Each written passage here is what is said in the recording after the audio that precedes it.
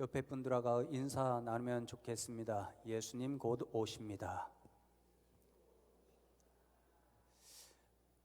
요즘이 디지털 시대인데 많은 분들이 아날로그 감성을 추구하는 이유를 제가 요즘 자주 경험합니다. 우리 교회 이 방송 시스템이 이제 패드 하나로 이렇게 디지털로 바꿔서 조정을 하는데요. 아날로그 시대에는요, 그냥 다 올려놓고 메인만 이렇게 올렸다 내렸다 하면 충분했습니다. 그런데 디지털 시대로 바뀌니까 제 마이크 따로 또 모니터 따로 찬양대 저기 부를 때 천정에 달린 거 다 조정을 미리 해놓는데도 이상하게 조금 이상한 소리가 날 때가 있습니다. 우리 봉사자들이 열심히 하시는데 뭔가 하여튼 이 시마다 때마다 이것들이 조금씩 변화가 되어서 그렇다는 것 생각하시고 이해해 주시면 좋겠습니다. 오늘 함께 읽은 누가복음 2장 말씀 28절을 보면 시몬이 아기를 안고 하나님을 찬송하여 이르되 이렇게 기록이 되어 있습니다.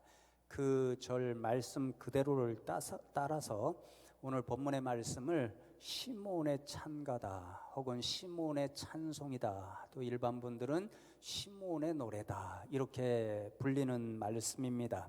도대체 시몬이 어떤 사람이었는가? 25절과 26절 말씀을 보면 잘 알 수 있습니다. 예루살렘에 시몬이라 하는 사람이 있으니 이 사람은 의롭고 경건하여 이스라엘의 위로를 기다리는 자라. 성령이 그 위에 계시더라. 그가 주의 그리스도를 보기 전에는 죽지 아니하리라 하는 성령의 지시를 받았더니 이렇게 말씀합니다. 시몬은 한마디로 이스라엘 백성을 위로할 하나님의 메시지, 하나님께서 보내주신다고 약속하신 그리스도를 간절히 기다리며 살아가던 사람이었습니다. 왜냐하면 하나님께서 성령님을 보내주셔서 시몬에게 내가 보내줄 메시아 그리스도를 만나기 전에는 결탄코 죽지 아니하리라, 이 예언의 말씀을 붙잡고 사는 사람이었기 때문에 그렇습니다. 여러분, 그러던 시몬이 어느 날 하루는 요셉과 마리아의 품에 안겨서 예루살렘 성전에 올라오신 아기 예수님을 보았고, 그 순간에 이분이 하나님께서 내게 약속하신 메시아 그리스도구나 하는 사실을 깨달아 알 수 있었습니다. 자신이 그토록 오랫동안 간절히 기다리던 메시아 그리스도를 본 그 기쁨, 그 감격으로 하나님 앞에 찬송하는 말씀이 오늘 말씀입니다.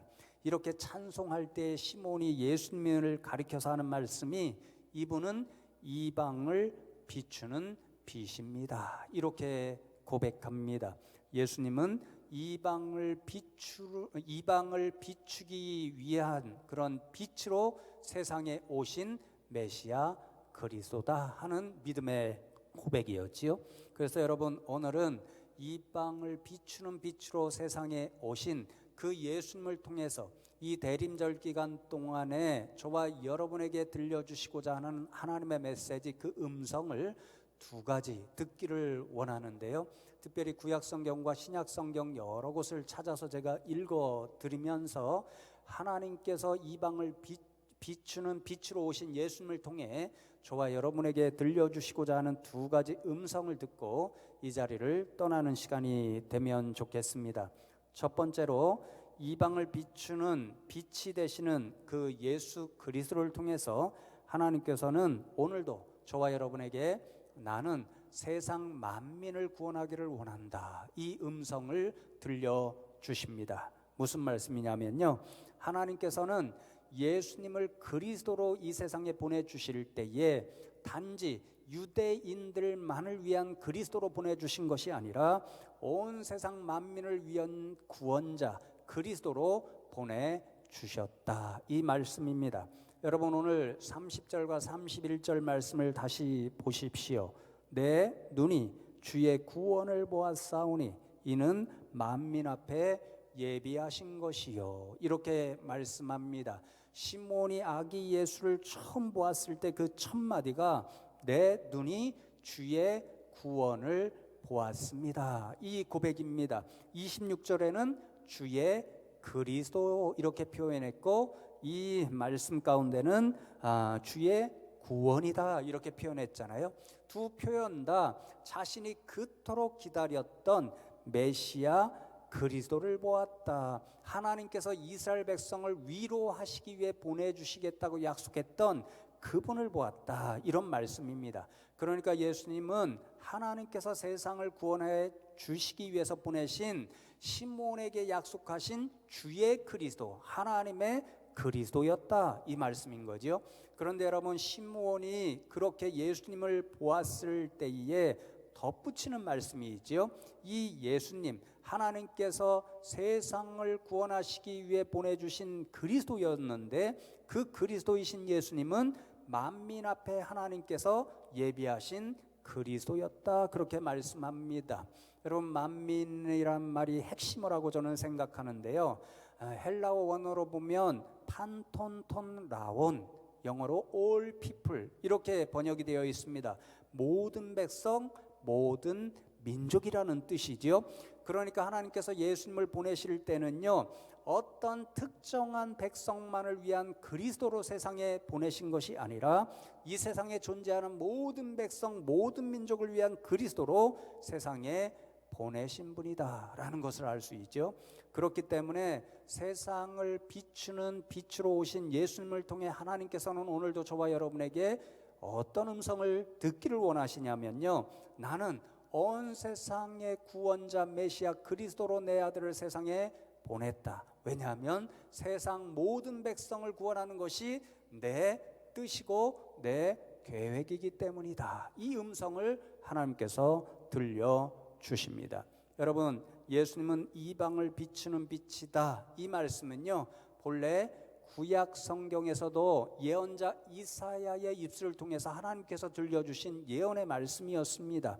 이사야 49장 6절 말씀을 보면 제가 조금 전에 말씀드린 그 말씀이 이미 예언되어 있음을 알 수 있는데요. 그가 이르시되 내가 나의 종이 되어 야곱의 지파들을 일으키며 이스라엘 중에 보존된 자를 돌아오게 할 것은 매우 쉬운 일이라. 내가 또 너를 이방의 빛으로 삼아 나의 구원을 베풀어서 땅 끝까지 이르게 하리라. 이렇게 예언의 말씀을 들려주셨습니다. 나의 종은 하나님께서 세상에 보내실 메시아 그리스도를 뜻합니다. 하나님께서 그렇게 메시아 그리스도를 세상에 보내시는 목적이 둘이라고 말씀하지요. 학자들은 그것을 가리켜서 하나는 구심적 목적이다, 하나는 원심적 목적이다, 이렇게 이야기하는데요. 구심적 목적이 무엇이겠습니까? 먼저 이스라엘 백성들, 그들을 위한 목적입니다. 야곱의 지파들을 일으키며 이스라엘 중에 보존된 자를 돌아오게 하기 위해서 하나님의 종 메시아 그리스도를 세상에 보내주시겠다, 그렇게 약속하셨습니다. 여러분, 예언자 이사야의 입술을 통해서 이 약속의 말씀을 듣고 있던 이스라엘 백성들은 지금 바벨론에 의해서 완전히 멸망당하였고 그들에게 붙잡혀가서 하루하루를 고통과 신음 가운데 살아가고 있었습니다. 그러니 하나님께서 메시아 그리스도를 보내주시겠다라고 하신 이 약속의 말씀은요, 고통과 신음 가운데 있었던 이스라엘 백성들을 위로하고 회복시켜 주시고 구원해 주시겠다라고 하는 약속의 말씀이셨습니다. 여러분, 그런데 하나님의 구원의 계획은 단지 이스라엘 백성들을 위한 것에서 멈추지를 않습니다. 두 번째 원심의 목적이 있다 말씀드렸잖아요. 이스라엘 백성들을 넘어선 또 다른 목적, 구원의 계획이 있었습니다. 그것은 자신의 종, 자신의 메시아 그리스도를 이방의 빛으로 삼아서 그를 통해서 세상에 존재하는 모든 열방의 백성들을 구원해 주시기 위해서 그 종 메시아 그리스도를 하나님께서 보내주신다, 그렇게 약속해 주셨습니다. 그러니 여러분, 하나님께서 처음에 계획했던 대로 하나님의 종 그리스도를 보내주시기 위함은 유대인들 뿐만 아니라 모든 열방의 백성들을 구원해 주시기 위한 하나님의 구원 계획을 담고 있었습니다. 여러분, 그 구원의 계획이 누구를 통해서 이루어졌는가? 바로 예수 그리스도를 통해서 이루어 주셨습니다. 여러분, 그렇기 때문에 예수님은 유대인만을 구원하는 그리스도가 아니고 온 세상 모든 민족을 구원하는 하나님의 뜻을, 하나님의 계획을 이루시는 그리스도로 세상에 오신 거지요. 그래서 여러분, 예수 그리스도는 유대인만의 복음이 아니고 온 세상 모든 민족을 위한 기쁜 소식, 하나님의 복음이 됩니다. 여러분, 성경에서 이러한 복음의 의미를 가장 잘 알고 선포했던 사람이 바로 사도 바울이잖아요. 그래서 우리가 너무도 잘 아는 로마서 1장 16절에서 사도 바울은 이 복음의 의미를 이렇게 한 절로 요약해서 선포합니다. 내가 복음을 부끄러워하지 아니하노니 이 복음은 모든 믿는 자에게 구원을 주시는 하나님의 능력이 됨이라. 먼저는 유대인에게요, 그리고 헬라인에게로다. 그렇게 말씀합니다. 여러분, 복음이 왜 하나님의 능력이 됩니까?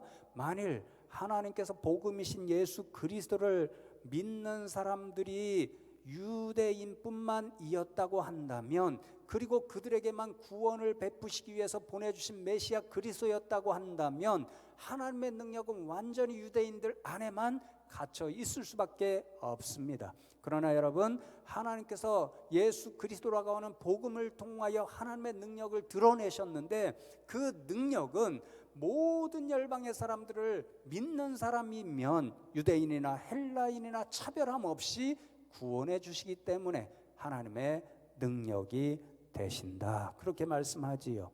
여러분, 이 말씀, 예수 그리스도는 유대인과 헬라인 모두를 구원하는 온 세상을 위한, 그리고 이방인을 비추는 빛이 되시는 그런 구원자다 하는 이 말씀은요, 사실 유대인들의 사고방식으로 바라보면 얼마나 혁명적이고 놀라운 그런 메시지인지 모릅니다. 왜냐하면요, 유대인들의 상식을 완전히 뒤집어 엎는 그런 하나님의 말씀이기 때문에 그렇습니다. 여러분, 유대인들은 우리가 잘 아는 것처럼 온 세상 백성들 가운데 자신들만이 하나님의 백성으로 선택받은 선민이라고 하는 그런 생각을 깊게 가지고 있었습니다. 그래서 하나님께서 자신들에게 보내주시겠다고 약속하신 메시아 그리스도는요, 자신들만을 위한 메시아 그리스도로 온다, 그렇게 생각했고요. 그래서 자신들만이 하나님으로부터 구원받을 수 있는 백성이지 다른 이방 민족들은 구원받을 수 없다, 그런 생각을 가지고 있었습니다. 그런 생각을 가지고 있었기 때문에 유대인들은요, 구원받을 수 없는 이방인들을 더러운 백성, 그래서 자신들과 같이 거룩한 사람들은 이방인들과 가까이 할 수 없는 그런 사람들이다라고 하는 아집을 너무도 심각하게 가지고 있었습니다. 여러분, 놀라운 일은요, 사도행전의 역사를 보면요, 이러한 생각을 가지고 있는 사람들이 유대인들뿐만 아니라 유대인들 가운데 먼저 제자가 된 그 제자들도 그대로 가지고 있었습니다.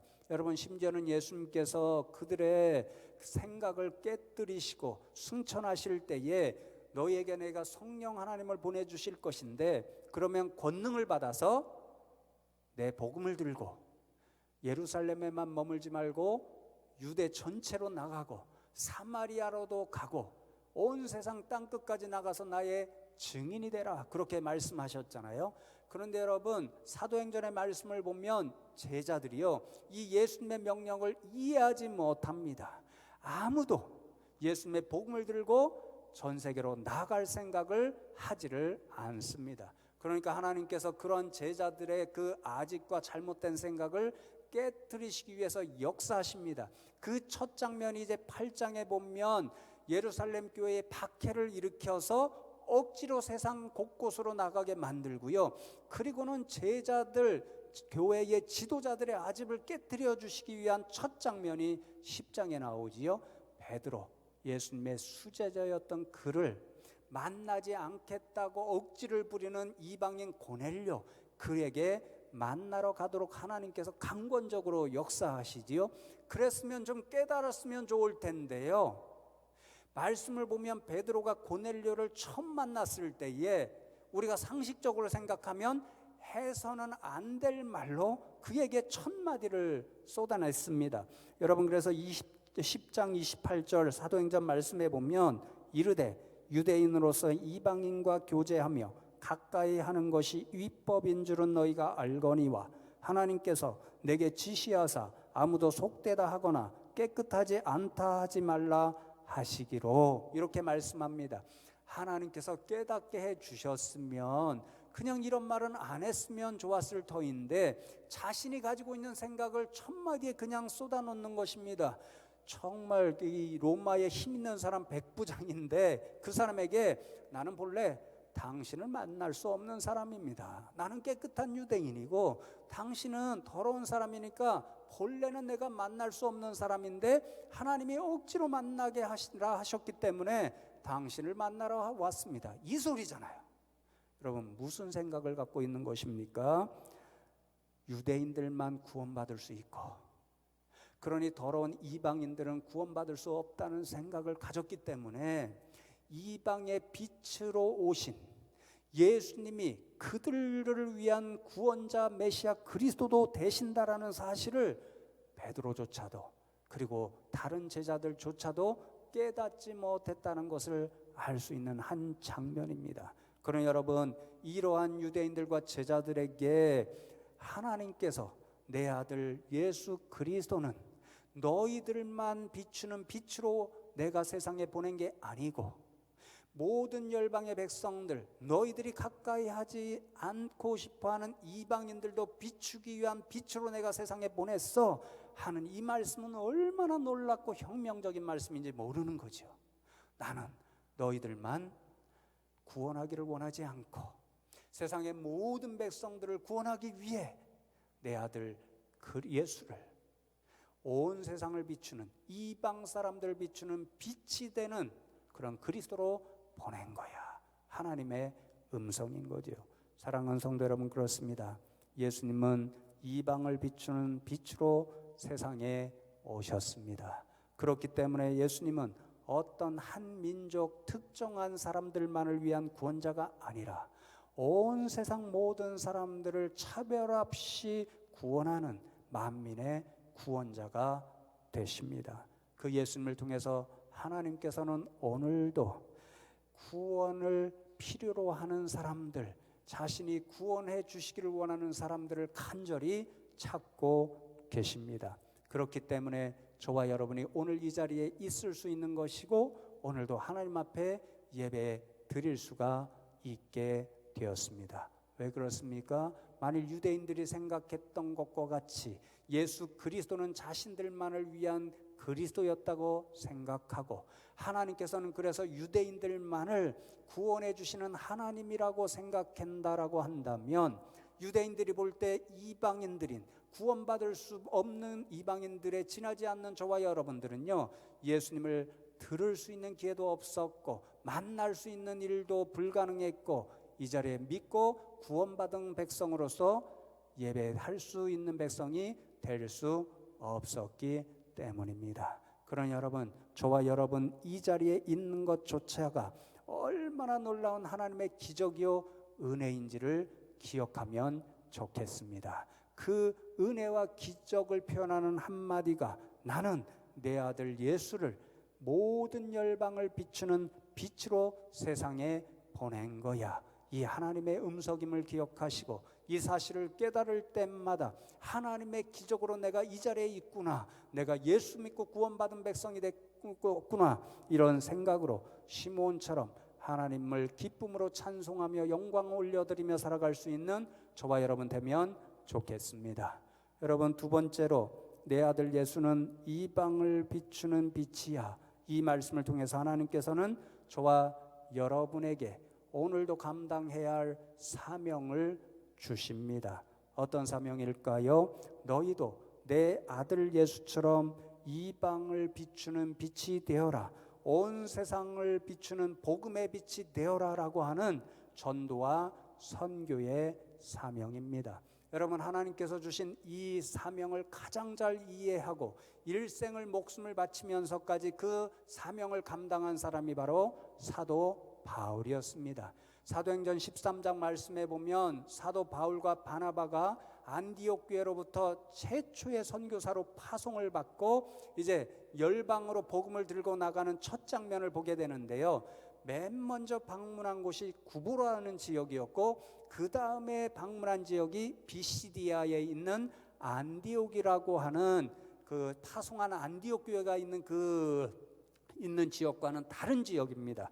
그 지역에 가서 복음을 전하는데 유대인 집단, 유대인들이 거기에 많이 있어서 해당이 있었습니다. 해당에 들어가서 안식일에 첫 번째로 이제 복음을 증거하는데, 그 복음의 핵심 메시지가 뭐냐면요, 예수님이 곧 당신들이 기다리는 메시아 그리스도입니다. 이 선언이었습니다. 여러분, 사도행전 13장 23절에 보면 한 절로 그 복음을 핵심적으로 선포하는데요, 하나님이 약속하신 대로 이 사람 다윗입니다. 이 사람의 후손에서 이스라엘을 위하여 구주를 세우셨으니 곧 예수라. 예수님이 하나님께서 당신들을 위하여 약속하신 메시아 그리스도입니다. 이 복음을 선포하였습니다. 여러분, 이 복음의 선포를 듣고 비시디아 안디옥에 있던 수많은 사람, 이방인들을 포함하여 많은 사람들이 다시 한번 관심을 갖고 그 하나님의 복음을 더 경청하기를 원했습니다. 그래서 바울과 바나바에게 다음 안식일에도 이곳에 오셔서 하나님의 말씀, 그 복음을 좀 더 들려주십시오, 이런 부탁을 하게 됩니다. 그래서 다음 안식일에 사도 바울과 바나바가 다시 한번 해당을 짜서 하나님의 말씀, 예수 그리스도의 복음을 선포하는데, 그 상황이 44절로 49절까지 기록이 되어 있습니다. 조금 길지만 제가 읽어드리고 말씀을 해설하듯이 들려드리겠습니다. 그 다음 안식일에는 온 시민이 거의 다 하나님의 말씀을 듣고자 하여 모이니 유대인들이 그 무리를 보고 시기가 가득하여 바울이 말한 것을 반박하고 비방하거늘 바울과 바나바가 담대히 말하여 이르되, 하나님의 말씀을 마땅히 먼저 너희에게 전할 것이로되 너희가 그것을 버리고 영생을 얻기에 합당하지 않은 자로 자처하기로 우리가 이방인에게로 향하노라. 주께서 이같이 우리에게 명하시되 내가 너를 이방의 빛으로 삼아 너로 땅끝까지 구원하게 하리라 하셨느니라 하니, 이방인들이 듣고 기뻐하여 하나님의 말씀을 찬송하며 영생을 주시기로 작정된 자는 다 믿더라. 주의 말씀이 그 지방에 두루 퍼지니라. 그렇게 말씀하지요. 바울과 바나바가 전하는 하나님의 말씀, 예수 그리스도의 복음을 듣기 위해서 비시디아 안디옥에 사는 거의 모든 사람들이 다 모여들었습니다. 그 장면을 보고 유대인들이 시기하고 질투하여서 바울과 바나바가 전하는 복음을 틀렸다 그렇게 이야기하면서 반박하고 비난하였습니다. 왜일까요? 예수가 그리스도였음을 그들은 받아들일 수가 없는 거지요. 자신들이 생각할 때 하나님께서 보내주시기로 한 메시아는요, 자신들만을 구원하는 메시아로 그들은 생각했습니다. 그런데 바울과 바나바가 자신들에게 와서 전하는 메시아 그리스도는요, 유대인뿐만 아니라 헬라인들, 모든 열방의 사람들도 구원하는 메시아 그리스도라고 이야기하니까, 그런 아집을 가지고 있던 유대인들은 받아들일 수가 없어서 그들을 향하여 너희들이 전하는 하나님의 말씀이 틀렸다 그렇게 반박하며 비방하게 된 것이지요. 그 음성을 듣고 사도 바울은 우리는 이제부터 이방인에게로 향하여 가노라 그렇게 선포를 합니다. 왜요? 47절 말씀에 하나님께서 그들에게 사명을 주셨다라고 확신하지요. 너희들을 이방의 빛으로 삼아 나의 구원을 땅끝까지 이루게 하겠다. 그 사명을 자신에게 준 사명으로 아는 거지요. 그래서 여러분, 사도 바울은 일생을 이방인을 위한 사도로 자처하면서 하나님께서 주신 이 사명을 들고 세상 곳곳, 열방 곳곳으로 나가서 생명을 다하기까지 예수 그리스도의 복음을 전파하며 살았습니다. 그의 복음을 듣고 수많은 이방인들이 예수를 믿으며 오늘 비시디아 안디옥에 있었던 사람들, 이방인들처럼 기쁨으로 예수 그리스도를 받고 구원의 은혜와 감격을 누릴 수가 있었습니다. 사랑하는 성도 여러분, 그렇습니다. 예수님께서 이방을 비추는 빛으로 그런 사명자로 세상에 오셨듯이 저와 여러분도 작은 빛이 되어 세상으로 나가서 복음의 빛을 비추는 사명자로 살아가야 합니다. 예수님께서 들려주셨듯이 또 사도 바울이 그렇게 감당하는 삶을 살았듯이 전도와 선교의 사명을 충성되이 감당하는 일꾼들로 살아가야 합니다. 여러분, 저는 확신합니다. 우리 숭실교회는 이 일을 더 특별하고 열심히 감당해야 하는 교회입니다. 우리 교회 하나님께서 주신 세 번째 비전이 전도와 선교의 사명이기 때문이기도 하지만 더 중요한 것은 우리 숭실교회가 이 한국에 세워진 모든 교회보다도 복음의 빛을 진 사실을 더 확실히 알 수 있기 때문에 그렇습니다. 왜일까요? 우리 교회가 지원하고 있는 숭실학원의 존재 이유 때문에 그렇습니다. 여러분, 숭실학원을 지은 분이 윌리엄 베어드 선교사, 우리 이름으로는 배위량 선교사잖아요. 저는 말씀을 준비하면서 이 배위량 선교사님이 정말 엄청난 희생을 치르고 이 땅을 위해 헌신하신 그런 선교사였다는 것을 새롭게 알게 되었습니다. 여러분, 1895년 10월에 우리나라에 참으로 치욕적인 일이 하나 발생했습니다. 일본 사람들이 명성황후를 시해했잖아요. 그 일을 보고 고종 황제도 일본 사람들에게 억류되어서 궁궐 밖을 거의 나갈 수가 없었습니다. 자신도 어떻게 될까 봐 불안합니다. 그때 고종 황제가 손을 내민 대상이 선교사님들이었습니다. 왜냐하면요, 강대국들에서 보냈잖아요. 미국이나 이런 데서 선교사들을 보냈으니까 선교사들에게 고종 황제가 손을 내밀어서 선교사님들, 제가 살고 있는 궁궐에 오셔서 불침번을 써주십시오, 이렇게 부탁을 했다는 것입니다. 선교사들이 불침번을 쓰고 있음에도 불구하고 그들에게 해를 끼치면서 일본인들이 고종 황제에게 어떤 해를 가했다라고 한다면 선교사들의 나라에서 그냥 보아 넘기지 않을 것이니까 고종이 그런 생각을 해서 위로를 얻고 위안을 얻기 위해서 그런 일을 부탁했다고 합니다. 그때 여러분, 배량 선교사님이 부산에 계시다가 그 이야기를 듣고 곳곳을 이렇게 순회하듯이 전도를 하시면서 서울에 오시게 되었습니다. 그런데 그때에 굉장히 힘든 일이 발생했습니다. 첫 번째 딸이 태어났는데 낸시 베어더라는 어린 딸이었는데 그만 풍토병에 걸려서 목숨을 잃고 말았습니다. 그 아픔, 그 슬픔이 고스란히 담겨져 있는 찬송을 제가 알게 되었는데요. 387장입니다. 멀리 멀리 갔더니 처량하고 고나며 슬프고도 외로워 정처 없이 다니니 예수 예수 내 주여 지금 내게 오셔서 떠나가지 마시고 길이 함께 하소서. 그 이야기를 듣고 이 찬송의 가사를 묵상하면서 부르려니까요, 눈물 없이는 부를 수 없는 그런 찬송이었습니다.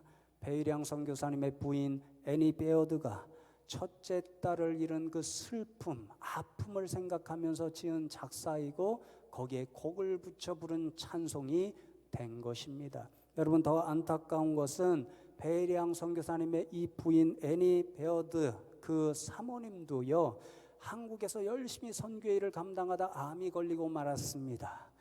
치료차 미국에 건너갔습니다. 수술을 받고 치료하는 중에 다시 암이 재발했습니다.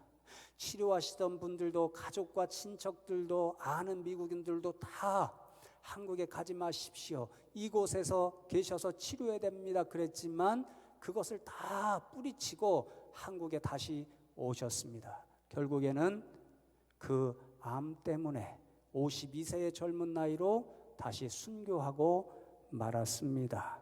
여러분, 일찍이 터툴리안이라고 하는 교부가 순교가 교회의 씨앗이라고 그렇게 했는데 배일양 선교사님과 같은 분, 또 그분의 부인과 같은 분, 또 우리가 잘 알지는 못하지만 그분의 따님과 같은 분, 이런 분들의 순교가 이 땅에 교회의 씨앗이 된 것이고 저 숭실학원의 씨앗이 된 것입니다. 성도 여러분, 이 선교사님들이 무엇 때문에 자신들의 생명, 자신들이 정말 생명보다 귀하게 여기는 자녀들의 생명까지도 희생하면서 이 땅에 온 것입니까?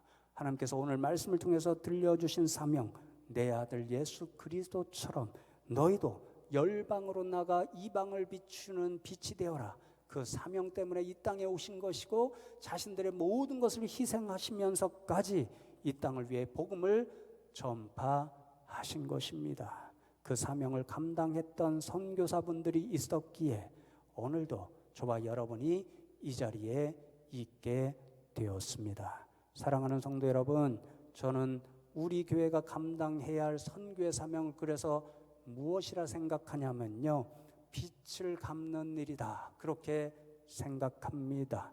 윌리엄 베어드 부부와 같은 선교사로부터 우리는 엄청난 복음의 빛을 졌습니다. 숭실학원을 바라볼 때마다 우리는 그 빛을 기억할 수밖에 없는 성도들입니다. 그러나 여러분, 우리는 이제부터 그 받은 빛을 갚으면서 살아가야 할 사명자들입니다. 우리가 숭실학원을 통해서 항상 이 땅 가운데 우리가 가장 빚진 자다라고 하는 것을 깨달아 알 수 있기 때문에 우리 숭실교회와 성도님들이, 저와 여러분이 합력하여서 이 일에 정말 제일 모범적으로 충성되이 감당하는 사명자들로 살아가야 할 사람들입니다. 이제 내년 2월이 되면 우리 교회가 4번째로 말레이시아 선교 여행을 떠나게 됩니다. 12명이 열심히 기도하면서 지금 준비하고 있습니다. 새로 지은 식당을 마무리하는 전기공사, 또 유치원 하나가 있는데 거기에는 전기시설도 없고 선풍기도 없어서 깜깜하면 수업도 못합니다. 더우면 그냥 땀을 뻘뻘 흘면서 아이들이 그냥 수업합니다. 거기에 전기공사도 해줘야 되고 또 선풍기도 달아주려고 합니다. 이 새로 지은 식당이 좀 예쁘게 꾸미기 위해서 또 가는 분들 가운데 디자인 이런 재능이 있어서 예쁜 그림도 그려주고 오려고 합니다. 또 복음의 메시지를 담은 그런 무언극을 준비해서 아이들과 함께 예배하고 그들에게 예수 그리스도의 복음을 전파하려고 합니다. 또 유치원 원장이신 우리 최 권사님이 함께 가시기 때문에 아이들을 위한 수업을 준비해서 5차례나 아이들과 함께 수업도 진행하려고 합니다. 성도 여러분, 다 가시지는 못하지만 가시지 못하는 분들도 이 한마음 한뜻을 담아서 기도와 응원으로 이 일에 협력해 주시면 좋겠습니다. 그래서 우리 교회가, 저와 여러분이 예수님처럼 이방의 복음의 빛을 비추는 사명을 충성되이 감당함으로 하나님께서 계획하신 바 모든 열방의 백성들을 구원하시기 하는 그 계획을 앞장서서 이루어드릴 수 있는 저와 여러분 되시기를 주님의 이름으로 축복합니다. 오늘 말씀 기억하면서 잠시 합심하여 기도하기를 원합니다. 하나님, 그렇습니다. 온 세상을 비추는 빛으로 예수 그리스도를 보내주셔서 우리에게도 예수님을 만나고 믿어 구원받을 수 있는 은혜 주신 것 감사함을 드립니다. 이제 저희들이 하나님 주신 사명, 예수님처럼 열방으로 나아가서 이방인들에게 복음의 빛을 비추는 그런 사명자들로 살아갈 수 있게 하여 주시옵소서. 이 기도의 제목, 사명 결단하는 믿음을 가지고 합심하여 잠시 하나님 앞에 기도하겠습니다. 하나님, 감사합니다. 오늘도 저희들을 불러주시고 말씀을 통해서 우리에게 어떤 하나님의 기적이 임했는가, 또 그 기적을 통해서 오늘도 우리에게 주시는 하나님의 사명이 무엇인가, 그것을 깨닫게 하시니 감사함을 드립니다. 하나님, 그렇습니다. 예수님께서 이방을 비추는 빛으로 오셨기 때문에 우리도 그 빛으로 인하여서 작은 빛이 되었고, 이제는 예수님처럼 하나님께서 주신 사명을 들고 온 세상 열방 백성들을 비추는 작은 빛들, 복음의 빛으로 사명을 감당해야 하는 사람들입니다. 하나님, 우리 교회에 너무너무도 큰 은혜를 베풀어 주셨사온데 하나님, 우리가 그 은혜를 기억하면서 이 땅에 세워진 그 어떤 교회보다도 그 어떤 성도님들보다도 이 일을 충성되이 감당하여서 하나님의 계획, 온 세상 열방 백성들을 구원하시고자 하는 그 일에 귀하게 쓰임받는 저희들 되게 하여 주시옵소서.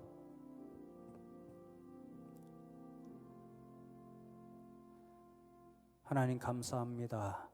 오늘도 저희들을 불러주시고 말씀을 통해서 우리에게 하나님께서 베풀어 주신 기적을 알게 하시고 또한 우리에게 주신 사명을 깨닫게 하시니 감사함을 드립니다. 우리 숭실교회와 우리 숭실학원과 또 이 자리에 있는 모든 주의 백성들이 놀라운 하나님의 은혜를 누구보다도 잘 깨달아 알고 있사오니 주께서 주신 사명, 예수님처럼 열방에 나아가 그들을 비추는 복음의 빛된 사명을, 복음의 빛이 되는 사명을 잘 감당할 수 있게 하여 주시옵소서. 감사하고 예수 그리스도의 이름으로 기도하옵나이다. 아멘.